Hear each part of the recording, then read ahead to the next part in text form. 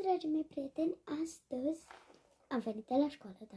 Am venit de la 3 și prima oară după școală am trecut singură la DM.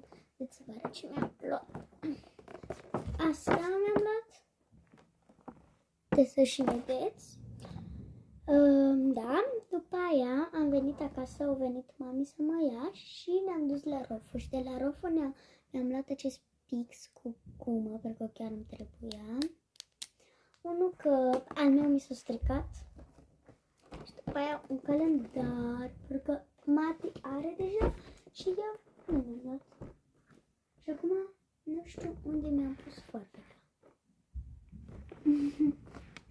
Aule. Deci haideți pur și simplu să încercăm să rupem. O să repede. Am găsit foarfeca. Ok. Am emoții. Deci astăzi e 1 decembrie și de asta sper că... Na. Trebuie să am grijă totuși cu el, pentru că este făcut din carton și nu vreau să se strice.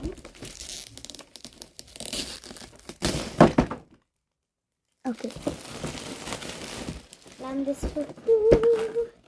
Și casa numărul 1 e fix aici, unde e păpușa. Adică păpușa e casa 1. Și a fost singurul cu păpușă Barbie.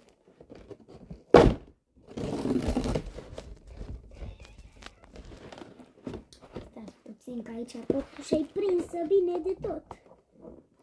Nici nu știu cum să spun.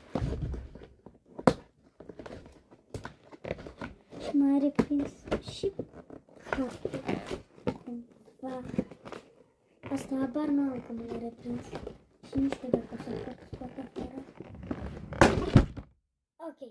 Se pare că s-a scos eu singură. O să-i desfacem de sigur că da. De pe aici. O să revenesc. Ok. Am desfăcut prima căsuță. Și mâine o să facem partea a doua. Păpușa chiar arată foarte realistic.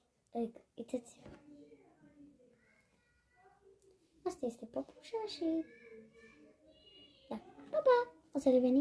O să facem și mâine un video despre ea cu a doua căsuță.